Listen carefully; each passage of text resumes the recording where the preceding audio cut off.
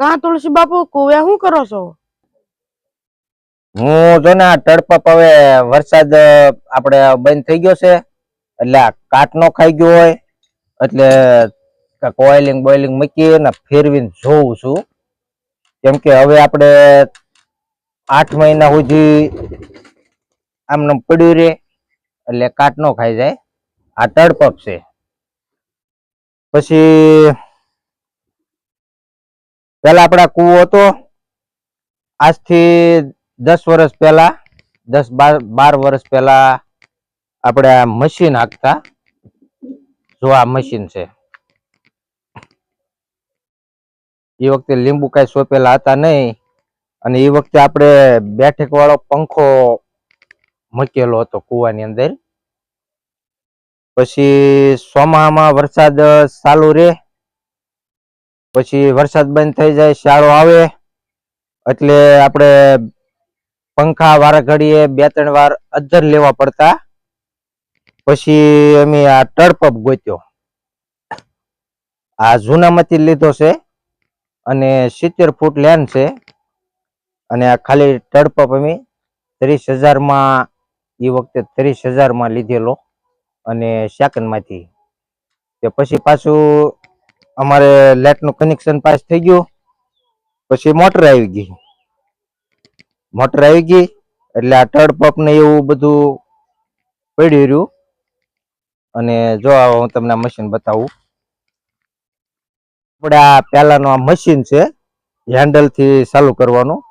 આ એને પેલા કરોડ થી આંકવાનું આવતું. આ મશીન એમ કઈ વેચ્યું નથી.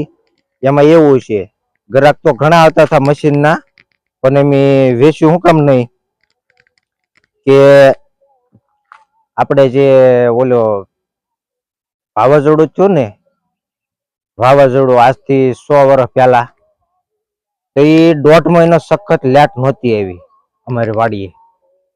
એટલે લાઇટ ન હોય એટલે માલઢોર ને પાણી પીવાનું, આપણે પાણી પીવાનું કે ઝાડવાને કાંઈ પિત્ત કર્યું હોય એને બધાને પાણીની તાણ પડી જાય. એ વખતે અમારા તડપપ હતો. પછી અમે તડપપ ચાલુ કરી દીધો એટલે અમારે બહુ કામ લાગી ગયું. કેમ કે એ વખતે ઉનાળો હતો અને સમો બેહવાનો મહિના દીની વાર હતી.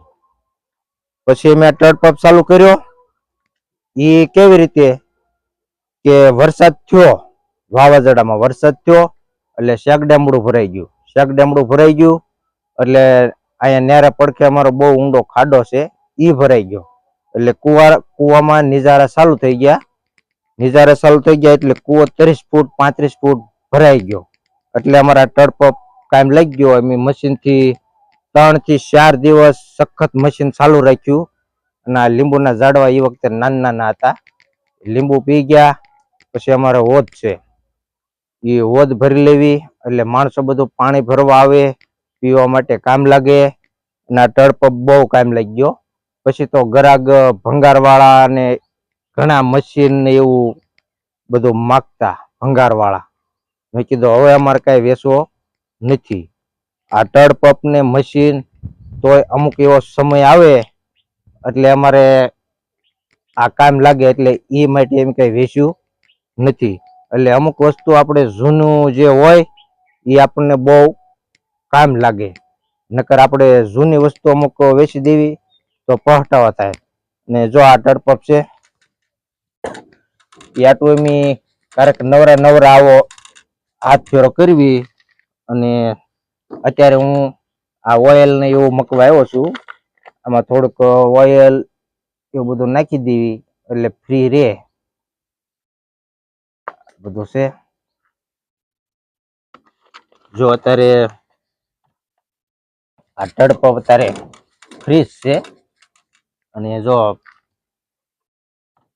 આ પટ્ટો છે અને મશીનમાં ખાલી પટ્ટો ચડાવી અને ડીઝલ નું કેન નું બાંધી દેવી એટલે મશીન ચાલુ જ છે.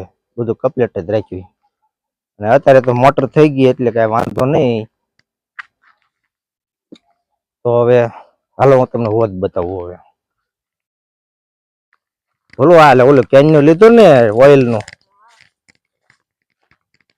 હાલો જો ઓદે જાય છે લા લા લે લે આ ભોલું પડ્યો એ ઓદે વાગ્યો નથી ને ભોલું હળું હળું હાલતો હોય ભલામણ હું ઉતાવળ છે સપના લઈ રહ્યા જો અમારા ભોલું આ ઓદે થી લહેરી ગયો અને પડ્યો છે.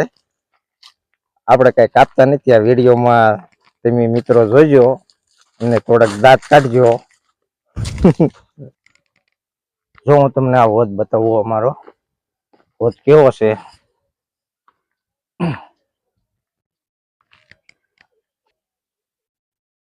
જો આ હોદ અત્યારે આસો તેલ ભર્યો છે. આમાં અમે ડારનું અને કુવાનું બે નું આમાં પાણી મૂક્યું વેતું એટલે હોદ એકદમ ભરાઈ જાય. હોદની લંબાઈ છે 40 ફૂટ લંબાઈ અને 24 ફૂટ આમ પહોળાઈ અને ઊંડો છે 7 ફૂટ. એટલે આજે શનિવાર હતો, છોકરા બપોરે નાવા આવ્યા હતા, રજા પડી તારે. હવે પાછા કાલે આવશે નાવા. ઘણા છોકરા નાવા આવે હોદમાં, આપણે કઈ ના નથી પડતા, કેમ કે ઈ આ લીલ થી હોય એટલે કાઢી જ દે, એટલે ના નો પડે.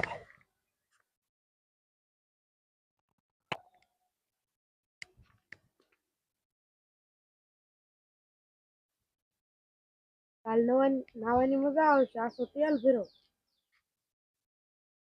જો આ ભોલું વાત કરે છે કે નાવાની મજા આવશે, આસો તેલ રેખો હોદ ભર્યો છે.